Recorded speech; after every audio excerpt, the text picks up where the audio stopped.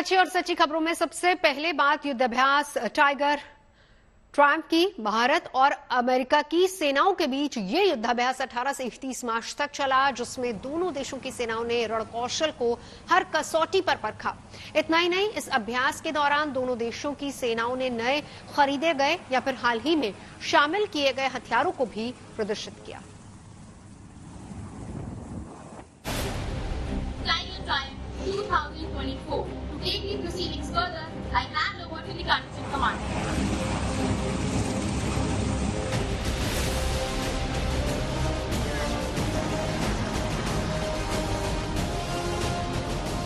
समुद्र किनारे हेलीकॉप्टर, जंगी जहाज और कमांडोज का ताबड़तोड़ एक्शन।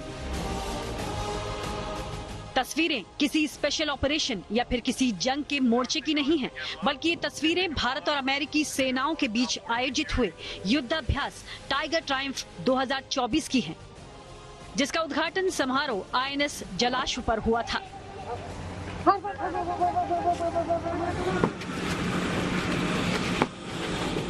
इस एक्सरसाइज को रणकौशल को बेहतर बनाने और चुनौतियों से निपटने के मकसद से किया गया, जिसमें दोनों देशों की सेनाओं के तीनों अंगों ने अपने अपने युद्ध कौशल का भरपूर प्रदर्शन किया,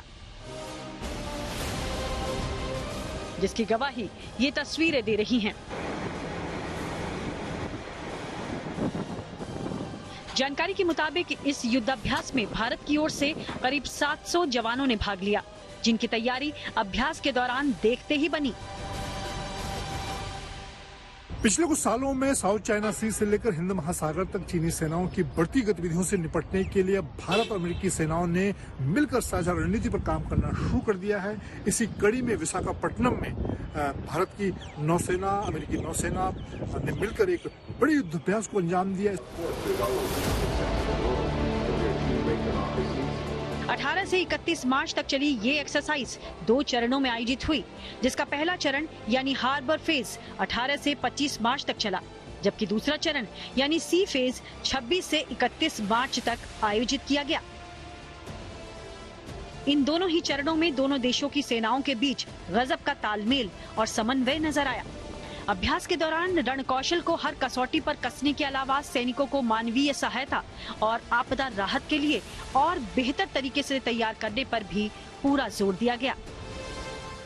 इसमें सिर्फ नौसेना के अलावा भारतीय वायुसेना और सेना के स्पेशल फोर्स के जवानों ने भी हिस्सा लिया। भारतीय नौसेना के मार्कोस कमांडो से लेकर बड़े युद्धपोत और भारतीय वायुसेना के C-130 सुपर हरकुलिस जैसे एयरक्राफ्ट ने भी इस युद्धाभ्यास के दौरान साझा अभ्यास किया। इसी तरह से भारतीय अमेरिकी नौसेना के युद्धपोत से लेकर स्पेशल फोर्स के जवानों ने इस युद्धाभ्यास के दौरान साझा रणनीति पर काम किया।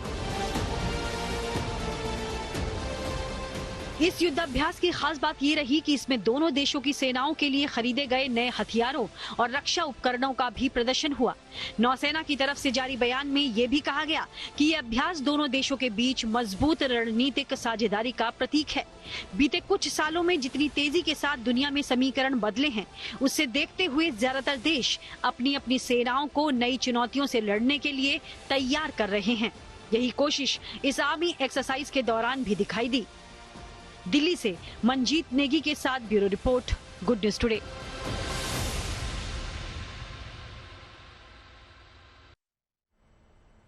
अब आपको लिए चलता जलपाईगुड़ी, जहां एक दिन पहले आए ताकतवर तूफान और बारिश ने काफी तबाही मचाई, जिसके चलते करीब 300 लोग प्रभावित हुए और सड़कें तहस नहस हो गई।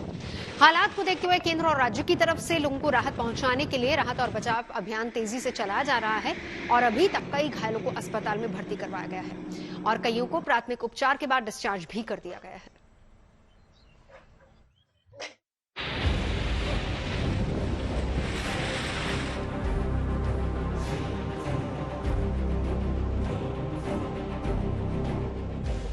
तहस नहस हुए आशियाने, जगह जगह जमीन पर गिरे पड़े पेड़, भारी भरकम गाड़ियां भी कबाड़ में ही तब्दील। ये सब है तूफान से तबाही की अनेकों निशानियां, जो जलपाईगुड़ी के हालात को बयां कर रही हैं। मुश्किल की इस घड़ी में तूफान पीड़ितों के आंसू पोंछने के लिए सीएम भी मैदान में उतरी हुई हैं और प्रदेश के राज्यपाल भी। सीएम ममता बनर्जी राहत शिविरों में रखे गए लोगों से मिल रही हैं और उनके दुख दर्द को सुन रही हैं। लगे हाथ वो तूफान प्रभावित इलाकों का दौरा कर नुकसान का जायजा भी ले रही है ताकि तूफान प्रभावितों की हर संभव मदद की जा सके। देखिए, एक डिजास्टर हुआ, एक ऐसा स्टॉर्म आया था कि 2-3 मिनट में बहुत सारे घर डैमेज हो गया, बहुत सारे आदमी को पूरा घर तोड़ दिया। जो एडमिनिस्ट्रेशन को जो करना है, एडमिनिस्ट्रेशन जरूर कर रहा है, they are on the spot, और वो करेगा भी उसका काम। एमसीसी कोड है, इसी के लिए हम डिटेल्स नहीं बता रहे हूँ, लेकिन गवर्नमेंट पूरा पूरी उसका पास है।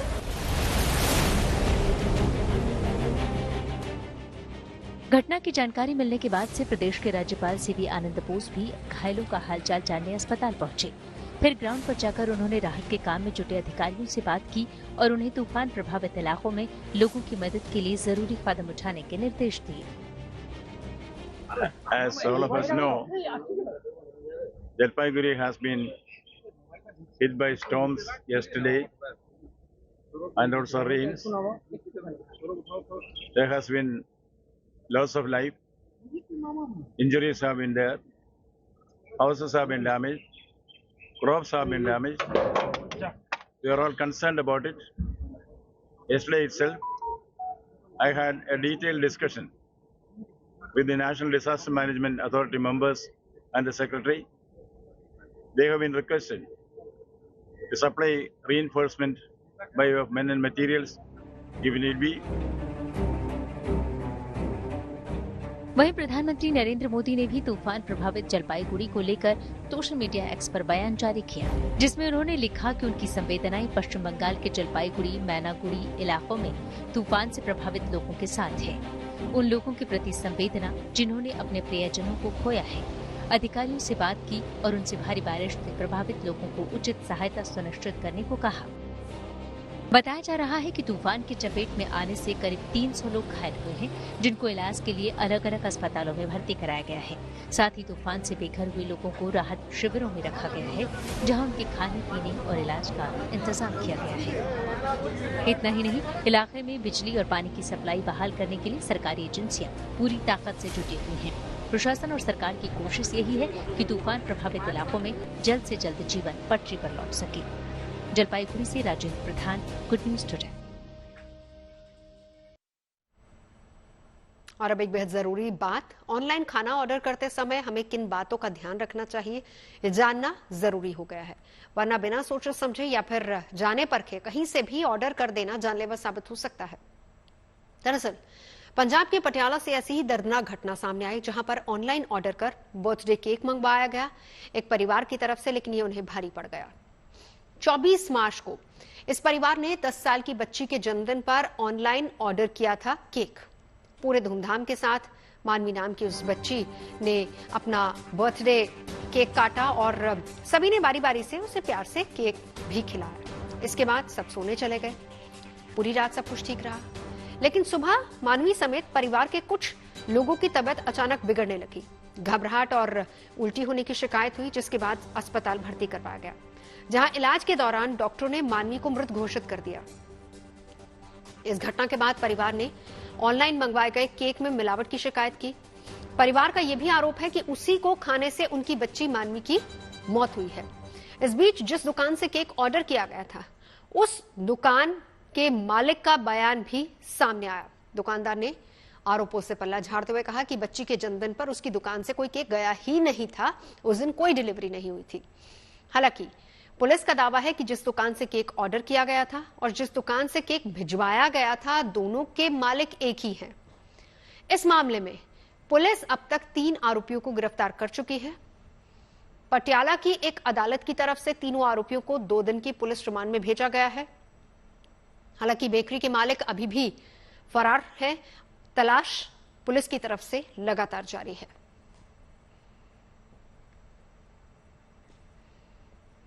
तो पटियाला की इस घटना के बाद खाने पीने की चीजें ऑनलाइन मंगवाने पर सवाल उठने लगे हैं। सबसे बड़ा सवाल यही है कि जो ऑनलाइन खाना दिखता है, क्या वही हमें परोसा जाता है? मतलब क्वालिटी क्या वैसी होती है? जिस रेस्टोरेंट को हम ऐप के जरिए चुनते हैं, क्या उसी रेस्टोरेंट का खाना हम तक पहुंचता है? आखिर कैसे हम ये पता कर सकते हैं कि जो खाना आया है वो साफ और खाने लायक है या नहीं? कहीं ऑनलाइन के नाम पर हम अपनी और अपनों की सेहत के साथ खिलवाड़ तो नहीं कर रहे? इन सभी सवालों का जवाब देने के लिए हमारे साथ जुड़ रहे हैं centre for public health and food safety के सीनियर एडवाइजर प्रदीप चक्रवर्ती जी। बहुत बहुत स्वागत है प्रदीप जी आपका। पहला सवाल यही कि ऑनलाइन खाना ऑर्डर करने पर किन किन बातों का ख्याल रखना चाहिए, सबसे पहले यही बताइए। ये तो एक तो रेपुटेशन ऑफ द सप्लायर, जैसे जोमेटो, स्विगी, ये सब तो they are reputed company, but वो लोग कहाँ से लेता है ये actually it is a area of concern. तो और दूसरा है उसका FSSAI लाइसेंस नंबर, जो मैन्युफैक्चरर है वो देखना चाहिए, और उसका टेम्परेचर मेंटेनेंस भी देखना चाहिए। If it is hot food to be served in certain specific temperature, तो वो मेंटेन हो रहा है कि नहीं वो भी देखना चाहिए। ये सब थोड़ा देखना चाहिए, और कुछ नहीं है। But it is the reputation of the company which is very important. दो चीजें, जो पैकेज फूड होता है प्रदीप जी, उस पर तो चलिए सारी मैन्युफैक्चरिंग और एक्सपायरी डेट्स लिखी होती है। जो नॉर्मली हम लोग खाना मंगवाते हैं, कई बार उस पर एक्सपायरी डेट्स भी दर्ज नहीं होती। नहीं, वो तो कंपनी का जो manufacturers address, name and the FSSAI license number, वो तो होना ही चाहिए। It is mandatory. Without this actually they can not sell the product. चलिए ये बताइए कि अगर हमने खाना ऑर्डर किया, हमारे पास खाना आ गया और हमने देखा कि वो खाने की क्वालिटी ठीक नहीं है, डिलीवरी ठीक से नहीं हुई है, उसमें कुछ ना कुछ खामियां हैं, या वो खराब है खाना जो हम तक डिलीवर हुआ है, क्या हम उसकी शिकायत कर सकते हैं? कैसे करेंगे? हाँ, शिकायत कर सकता है। और ये हमारा ये food safety and standards act में एक प्रोविजन भी है that consumer also can get the food sample tested in the laboratory, and if it is found that food sample is unsafe और substandard, then actually prosecution can be initiated against the manufacturer. ये है provision में। Concern food safety officer है, उसका पास बोलना चाहिए, नहीं तो खुद जो NABL एक्रेडिटेड लैबोरेटरी जो है उसमें भी भेज सकता है। चलिए प्रदीप जी, बहुत बहुत शुक्रिया पूरी जानकारी के लिए। यानी सीधी सी बात है कि जहां से भी आप खाना मंगवा रहे हैं, उस जगह की पहले सही और सटीक जानकारी आपके पास होनी चाहिए। खाना ऑर्डर करने से पहले कस्टमर रेटिंग जरूर आप चेक कर लें, और जब आप ऑनलाइन खाने का ऑर्डर आपको मिल जाए तो ये जरूर सुनिश्चित कर लें कि जहां से खाना मंगवाया गया है, क्या वहीं से आपको खाना आया या नहीं। फूड डिलीवरी कंपनी के बारे में पूरी जानकारी होने के बाद ही उसके ऐप के जरिए खाने पीने की चीजों का ऑर्डर करना चाहिए, और डिलीवरी होने के बाद खाने में किसी भी तरह की अगर शिकायत हो तो उसे बिल्कुल न खाएं। इस दौरान अगर फूड डिलीवरी कंपनी का फर्जीवाड़ा पकड़ में आए तो उचित फोरम पर तुरंत शिकायत दर्ज करवाएं। फूड पॉइजनिंग, खराब खाना या फिर पानी के सेवन की वजह से होता है, और खाने में कोई हानिकारक बैक्टीरिया, वायरस, फंगस या फिर कोई जहरीला पदार्थ मौजूद होने की वजह से फूड पॉइजनिंग हो सकती है। शरीर में कंटेमिनेटेड खाना जाने की वजह से भी शरीर उस टॉक्सिन को बाहर निकालने की कोशिश करता है, जिसके कारण फूड पॉइजनिंग के लक्षण नजर आने शुरू हुए। आमतौर पर 1 से 2 दिन में इंसान ठीक हो जाता है, लेकिन कुछ मामलों में ये गंभीर भी हो सकता है, जिसका वक्त पर इलाज अगर ना मिले तो जान तक जा सकती है। फूड पॉइजनिंग की समस्या बच्चों, प्रेग्नेंट लेडीज और बुजुर्गों के लिए खतरनाक हो सकती है। फूड पॉइजनिंग आमतौर पर तब होती है जबकि आप खराब खाना खाते हैं, बासी खाना खाते हैं, या फिर उसे बनाने में प्रॉपर हाइजीन का ख्याल नहीं रखा जाता।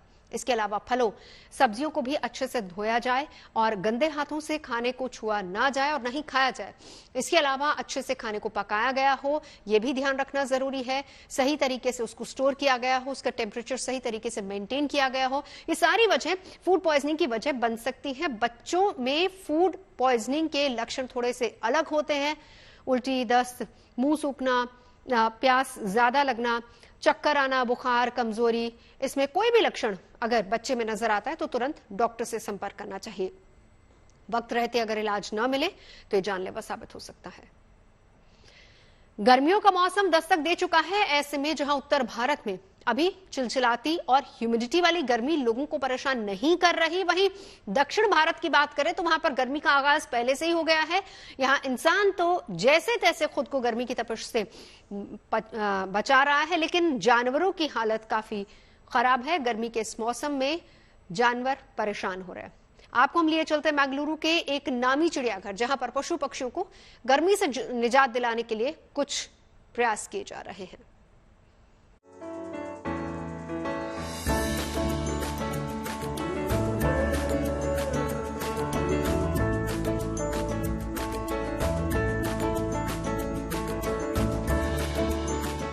गर्मियों का मौसम शुरू हो चुका है। धीरे धीरे इस मौसम की दुश्वारियां भी सामने आएंगी, लेकिन गर्मी की दिक्कतों से ये बेजुबान फिलहाल दो चार होना शुरू हो गए हैं। तस्वीर दक्षिण राज्य कर्नाटक की है, जहां उत्तर भारत से पहले ही गर्मी दस्तक दे चुकी होती है। ऐसे में देश के दक्षिण भाग में गर्मी और बरसात दोनों ही मौसम में जानवरों की परेशानियां बढ़ जाती हैं। The main problem at present season is very warm. In South Canada, usually during rainy monsoon season, is very heavy rains here, and in summer, hot with the humidity. So our animals are suffering from these two extremities. दक्षिण कन्नड़ में मंगलुरु जू इन जानवरों का आशियाना है, लेकिन यहाँ पड़ रही भीषण गर्मी और हीट वेव से जूझते इन जानवरों को जू प्रशासन राहत देने की कोशिशें कर रहा है।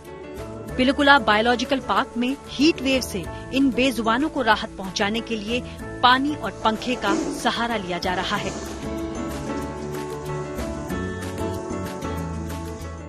And sprinklers are provided in almost all the enclosures. Misting of water is being done, and the terrace of these concrete buildings are painted with white to reflect the heat. So almost all the animals are safe now till today. जाहिर है सूरज की तपिश में पशु पक्षी सब परेशान हैं। तेंदुए समेत कई जानवरों की हालत हलकान है। हवा के गर्म थपेड़ों से बाघ भी परेशान है। इसलिए जरा सा पानी भरा मिला तो उसी के अंदर बैठकर गर्मी से राहत पाने की जद्दोजहद जानवरों की जारी है। ऐसे में पिंजड़े के अंदर भी पंखे के साथ ही पानी का छिड़काव वक्त की दरकार है। और इस बीच जू प्रशासन की ये तमाम कोशिशें भी इन बेजुबानों को राहत देने की कवायदों में शामिल है। Bureau report, good news today. इस समय दो विपरीत मौसम देखने को मिल रहे हैं। रात को हल्की सी ठंड होती है, दिन में गर्मी होती है। पिछले दिनों एक वेस्टर्न डिस्टर्बेंस के एक्टिव होने की वजह से पहाड़ों पर बर्फबारी हुई और इसका असर मैदानी इलाकों में भी देखने को मिला। मौसम विभाग के मुताबिक दिल्ली और एनसीआर में अगले कुछ दिन तापमान सामान्य बना रहेगा, लेकिन इसके बाद पारा 3 से 4 डिग्री हालांकि चढ़ सकता है। उत्तर भारत में भी गर्मी ने दस्तक दे दी है, लेकिन फिलहाल हीट वेव की कोई संभावना नहीं है। मैदानी इलाकों में गर्मी बढ़नी शुरू हो गई, लेकिन पहाड़ी इलाकों में अभी भी बर्फबारी हो रही है, ठंडा मौसम है। दो विपरीत मौसम है अभी। देखिए, अगर आप सैटेलाइट पिक्चर में देखेंगे आपको पूरा JNK उत्तराखंड में क्लाउड्स दिखाई दे रहे हैं। तो एक एक्टिव वेस्टर्न डिस्टर्बेंस का जिसका प्रभाव रहा और प्लेन्स में भी हल्का फुल्का रेनफॉल रहा। लेकिन इससे पहले 2-3 दिन पहले टेम्परेचर जो डिपार्चर था काफ़ी ज़्यादा था, नॉर्मल से इवन 4-5 डिग्री बढ़ा हुआ था, इवन 6 डिग्री भी था दिल्ली के कुछ। तो लेकिन जो मैक्सिमम टेम्परेचर थे वो 40 डिग्री क्रॉस नहीं हुए थे। और उसके बाद थोड़े टेम्परेचर्स में गिरावट आई और आज भी हम अनुमान लगा रहे हैं कि टेम्परेचर्स में कोई ज़्यादा गिरावट नहीं आएगी, सिमिलर ही रहेंगे। उसके बाद स्लोली अगर आप नॉर्थ वेस्ट इंडिया की बात करें तो टेम्परेचर ग्रेजुअली राइज हो जाएंगे।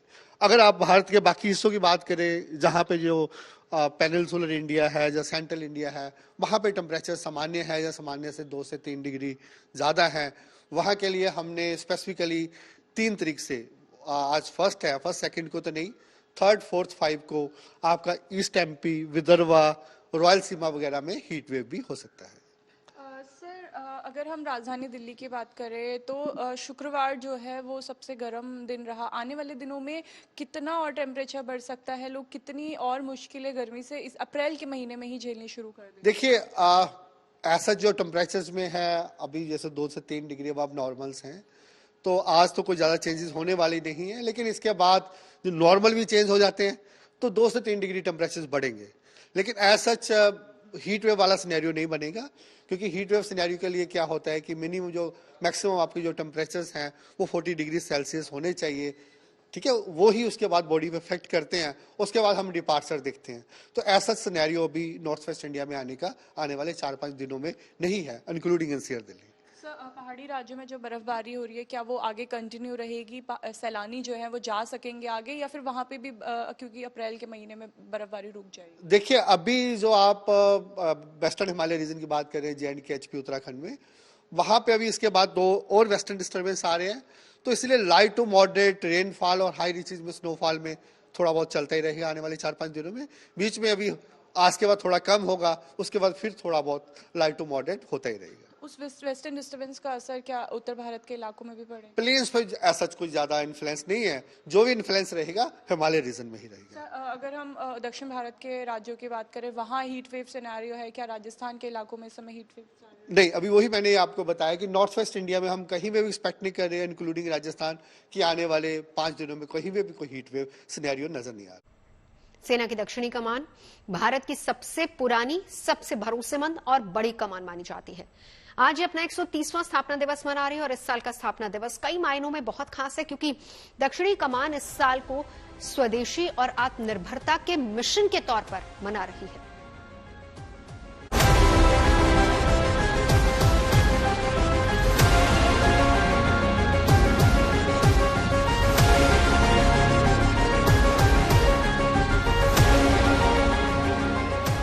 अदम्य साहस, अचूक युद्ध, गर्व से तने सीने, बहादुरी और पराक्रम से भरपूर जज्बा। कुछ ऐसी ही है भारतीय सेना की दक्षिणी कमान, जो आज अपना 130वां स्थापना दिवस मना रही है। भारतीय सेना का वो हिस्सा है। आने वाले महीनों में 2 चरणों में 6 हेलीकॉप्टर दक्षिणी कमान को मिलेंगे। सभी क्षेत्रों में ड्रोन और काउंटर ड्रोन प्रणालियों को शामिल करने की तैयारी है। Command cyber operation support wing की स्थापना की गई है। भारतीय सेना की दक्षिणी कमान आज हर मुश्किल रण में विजय पाने के लिए काबिल है। दक्षिणी कमान के रणकौशल और जज्बे को हर कोई सलाम कर रहा है, लेकिन वक्त के साथ देश की सबसे पुरानी और सबसे बड़ी कमान को अब और भी मजबूत बनाने की तैयारी है। Bureau report, good news today.